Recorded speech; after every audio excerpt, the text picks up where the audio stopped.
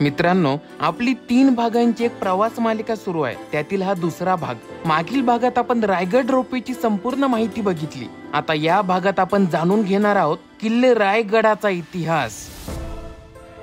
छत्रपती शिवाजी महाराजांनी निर्माण केलेला स्वराज्याची राजधानी असलेला रायगड किल्ला महाराष्ट्राचा गर्व आणि अभिमान आहे.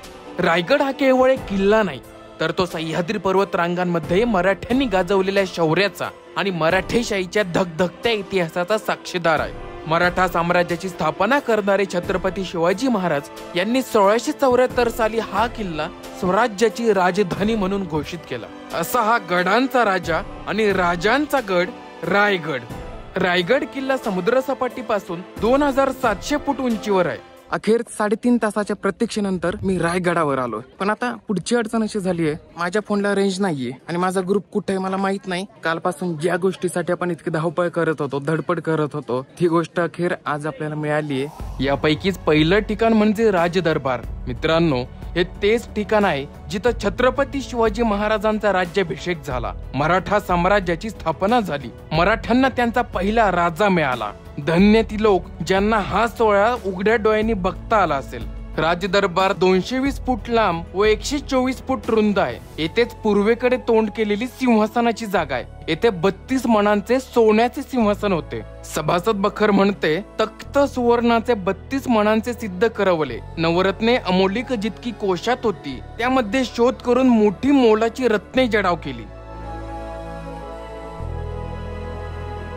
तर मित्रांनो, मी वर आलोय, पण मला माझा ग्रुप अजून सापडला नाही ना. त्यांना मी सापडलोय ना मला ते सापडलेत. त्यामुळे मी तर माझं भटकतोय. माझा ग्रुप ट्रेक करत गडावर येत होता. येताना त्यांना काय दिसलं हे तुम्हीच बघा. बघत असेल की नागरिकांनी इथं प्लास्टिकच्या बाटल्या टाकल्यात. शासनाने याच्याकडे लक्ष द्यावं. ज्या प्लास्टिकच्या बाटल्या विकल्या जातात त्यामुळे ते गडावर येतात. असं नाही की आमचं तर विकण्याला विरोध आहे, प्रत्येकाचं घर चालावं ही आमची इच्छा आहे, पण त्याच्यावर काहीतरी शासनाने उपाय करावा जेणेकरून नागरिकांनी पण त्या गोष्टीची खबरदारी घ्यावी की असं कचरा गडावर टाकू नका. आपल्याला जपायचे आपले गड किल्ले, घाण करू नका, कुठल्याही गोष्टीची इथं नासधूस करू नका, एवढंच माझं सांगणं. समोर जी मोकळी जागा दिसते तो होळीचा माळ. तेथेच आता शिव छत्रपतींचा भव्य पुतळा बसवलेला आहे. पुतळ्यासमोर जे 2 रांगांमध्ये भव्य अवशेष दिसतात तीच शिवाजी महाराजांच्या काळातील बाजारपेठ. पेठेच्या 2 रांगांत प्रत्येकी 22 दुकाने आहेत. 2 रांगांमधून जवळजवळ 40 फूट रुंदीचा रस्ता आहे. ही बाजारपेठ आजही तशीच दिसते.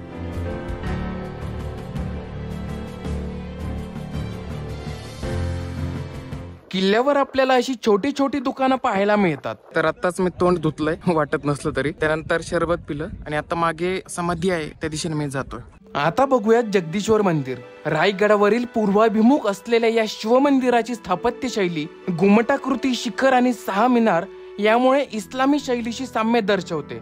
मंदिराला 50 बाय 50 मीटर लांब व 3 मीटर उंच तटबंदी असून तिला पूर्वेकडे मुख्य प्रवेशद्वार आहे. तसेच उत्तर आणि दक्षिणेस लहान दरवाजे आहेत. जगदीश्वर प्रासादाचे निर्माण शके 1596 म्हणजेच इसवी सन 1674 ला हिरोजी इंदुलकर यांनी केले. शिवाजी महाराज या मंदिरात रोज येत असत.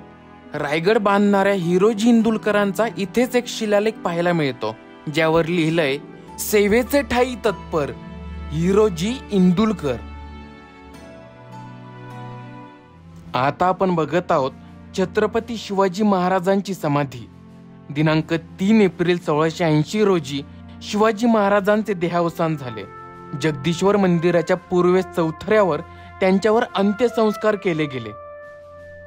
मित्रांनो, शक्यतो मला एके ठिकाणी परत जायला आवडत नाही, पण माहित नाही का, छत्रपती शिवाजी महाराजांच्या समाधीवर डोकं टेकवल्यानंतर रायगडावर पुन्हा यावंसं वाटलं. तर मित्रांनो, आता मी जगदीश्वर मंदिरात आहे. आताच महाराजांच्या समाधीचं दर्शन घेतलंय आणि हा जो प्रवास सुरू आहे कालपासून तो कारणी लागला. समाधीपाशीच आपल्याला आपला हरवलेला ग्रुप सापडला. म्हणजे खरं तर हरवलो मी होतो असं म्हणता येईल. तर तिथून आता ते जेवायला गेलेत. मी तर खाली जेवलो रोपवेची वाट बघत बघत. तर आता मी जातोय टकमक टोक बघायला.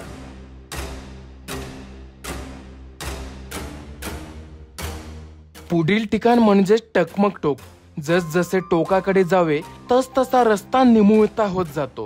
हे तेच टोक जिथून गुन्हेगारांना कडेलोट केलं जायचं. टकमक टोकावरून दिसणारं दृश्य डोळ्यांना हादरवून सोडतं. खाली खोल दरी तर सर्वत्र फक्त सह्याद्रीच्या डोंगर रांगा. जणू काही त्या रायगडाच्या संरक्षणासाठीच उभ्या असाव्यात. महाराजांनी रायगडाची निवड राजधानीसाठी का केली असेल याचं उत्तर इथे मिळतं.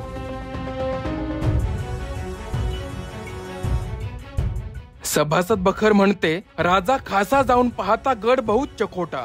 चौतर्फा गडाचे कडे तासिल्याप्रमाणे 1.5 गाव उंच. पर्जन्य काळी कडियावर गवत उगवत नाही आणि धोंडा तासिव एकच आहे.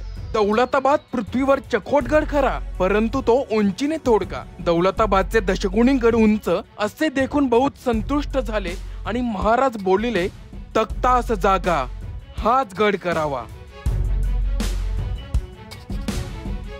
तिथे अचानक मोहळ्याच्या माश्या आल्या आणि लोकांची जरा पळापळ झाली, पण त्या माश्या लगेचच निघून गेल्या आणि वातावरण पुन्हा शांत झालं. एवढ्यातच पावसाळ्याची सुरुवात झाली असल्याने दूर एके ठिकाणी एक धबधबा कोसळताना दिसला. आता 5 वाजत आलेत आणि मला वाटतं की आता निघालं पाहिजे, कारण येताना जशी गर्दी होती रोपवेला तशीच जातानाही असू शकते. थोड्या वेळातच अंधारही होईल, म्हणून आता मी परतीच्या वाटेला लागलोय. सकाळी काढलेलं तिकीट इथे बुकिंग काउंटरला दाखवल्यानंतर त्यांनी दुसरं टोकन दिलं, ज्यावर नवीन टोकन क्रमांक होता. काही वेळ थांबल्यानंतर माझा रोपवेचा परतीचा प्रवास सुरू झाला. रोपवेने परतताना मला अगदी जवळून दिसले ते बलाढ्य डोंगर आणि तो मिटवता न येणारा ज्वलंत इतिहास.